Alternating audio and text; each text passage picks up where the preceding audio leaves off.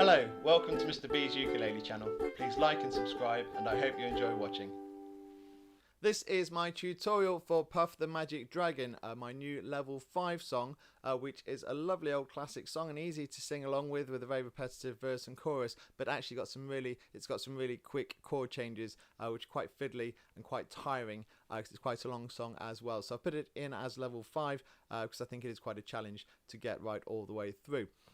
Okay, we're going to have a look at the chords. We'll look at the strumming, which is quite straightforward, the chords as well, and then we'll do a bit of a walkthrough and a bit of a demo of the song. A big thank you to Catherine from California, who has once again collaborated with me on this video and is doing some fantastic piano playing in the sing-along, which will be coming out very soon as well, so do look out for that. Okay, here we go. Here's Puff the Magic Dragon. Okay, the chords for the song are really interesting. It's quite a good mix of chords, and some unusual ones and some that we haven't used a lot before. So I'll talk through the 6 chords in the song. Let's talk through those now. We've got an A, and that's simply our first and second finger on the first and second fret, so it should be a nice easy one. It's one of the easy ones in the song, so the A is nice and easy. We then go to the C sharp minor, which goes like this.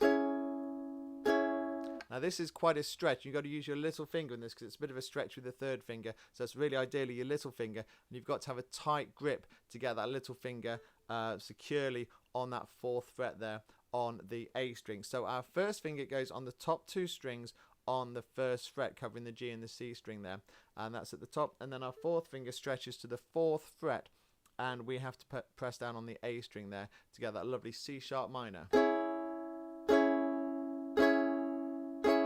And it's quite a stretch, and you've really got to be tight with your finger positions there, otherwise you don't get the right sound. So that's one of the things that makes this piece quite a challenge. There's a lot of the C sharp minor, and it's just quite a physically tiring chord to play. You've got to really pinch down and stretch at the same time.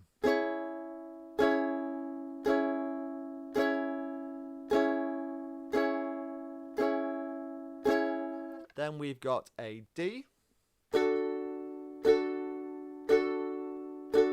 and that's your second finger on the 2nd fret across the G, C and the E string, so the top 3 strings there on the 2nd fret for the D. We've then got an F sharp minor, and we've also got the B7, and they follow each other. And that's interesting. It's a little bit like doing a G and a G7. It's the same finger position for the F sharp minor and the B7, but it's at the top of the fingerboard as opposed to the bottom for the G and the G7. So for the F sharp minor, which we've got first, you put your first finger on the 1st fret on the C string, and your second finger on the 2nd fret on the G string, and your third finger on the 3rd fret, on the 2nd fret as well, on the E string there. So it's first finger on the 1st fret, 2nd and 3rd finger on the 2nd fret on the top G and the E there.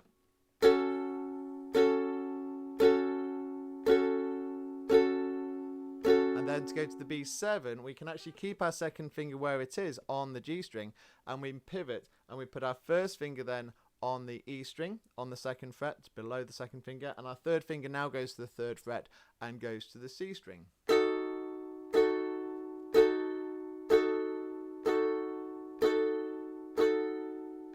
So you've got there the F sharp minor and the B7. Get used to playing those both together and going from one to the other, because you will do that in the song quite quickly. So the F sharp minor to the B7. And like I said, you can leave that 2nd finger on the 2nd fret there on the G string for both those chords. We've then got the E7. That's the only other one, the E7.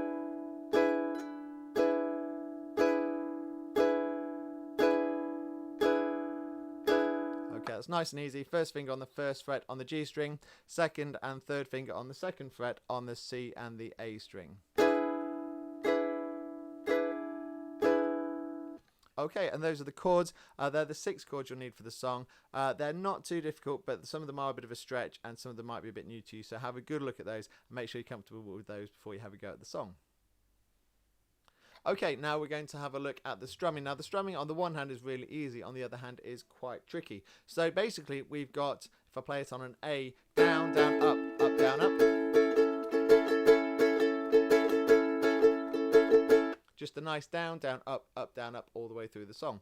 But with this version, I've gone into a little bit of detail on the sheet music to show that you can actually break that down. You need to actually break that down from down, down, up, down, up to down, down, up, down, up on certain chords. And that's just because the chords change so quickly, you don't get to do full strumming patterns. And it is actually the same in each verse, how you do the split. So I've actually color coded it onto the music.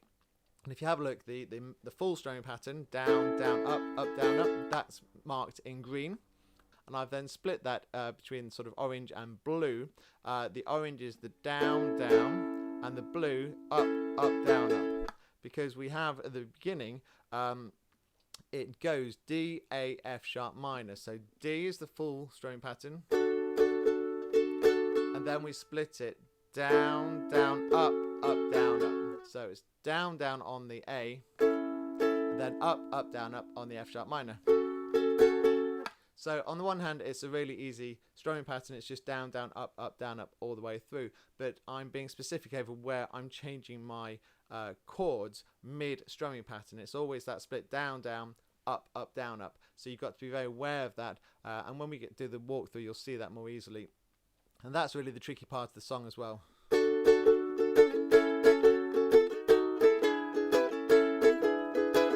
Because it's quite fast changes, and you're really changing chords a lot whilst you're doing the strumming pattern. You've got to make sure you're changing on the right strum, and it's all quite quick. So that's really the main challenge of the song.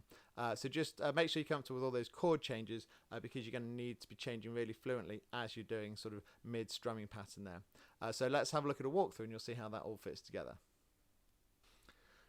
Okay, let's start at the top. I'll do a verse and a chorus here, and you'll see how it all fits together. So it starts off, there's an introduction, which gives us a nice taste of the strumming and the chords that we're going to be doing. So it starts on the A, on the full strumming pattern. A to C sharp minor, to D, and the A.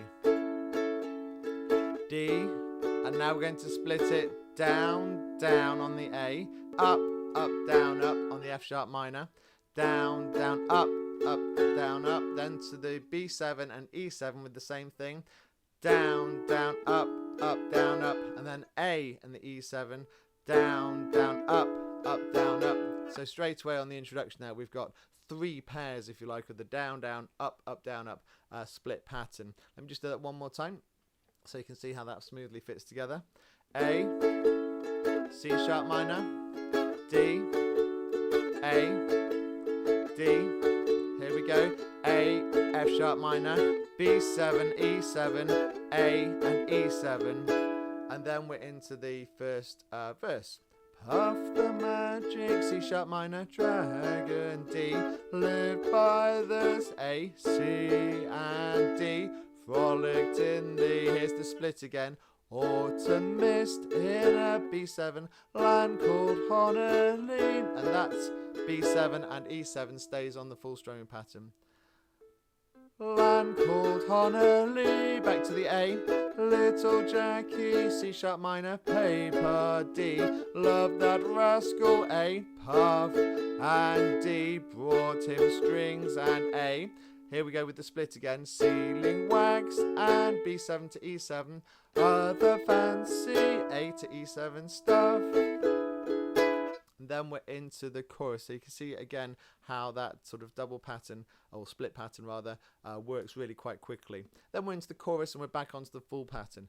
Puff the magic dragon, D, live by the A, C, back to the D, and frolicked in the split pattern, A to F sharp minor, autumn mist in a B7, land called Honolulu on the E7 there, back to the A, puff the magic, C sharp minor again, dragon, D, live by the A, C, D, and frolicked in the split pattern again, autumn mist in a land called Honolulu.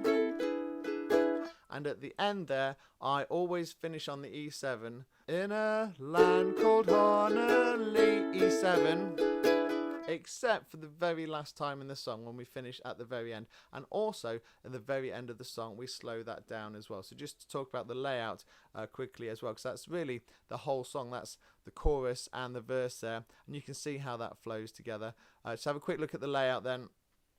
We've got the introduction, verse 1, then we go to the chorus, verse 2 and chorus, then verse 3 and verse 4 are together. So if you have a look, there's no chorus in between there. Then we just do the chorus one more time at the end. And on the final version of the chorus, the final run through the chorus, you slow it right down. I've actually underlined the final line, which slows into half tempo, so you just really slow that down. It goes like this.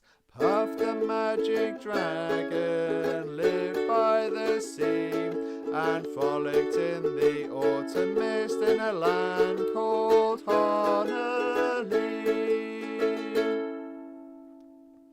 And as I said, you don't play the E7 on that final run through the chorus, and that's how it finishes. So it slows down nicely at the end, and it's very repetitive. It's the same chorus all the way through, and the same chord pattern all the way through, but it's just quite a stretch on those different chords, and there's a lot going on with your fingers, so it's quite tricky.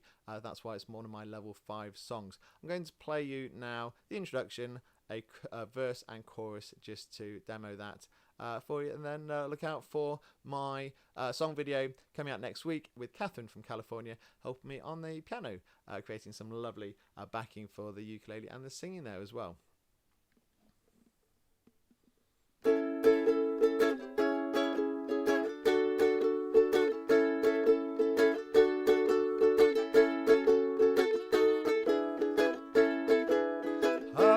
Magic dragon lived by the sea, and frolicked in the autumn mist in a land called Honolulu.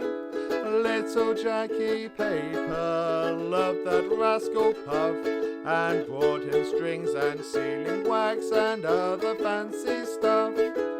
Puff the magic dragon lived by the sea, and frolicked in the autumn mist in a land called Honolulu.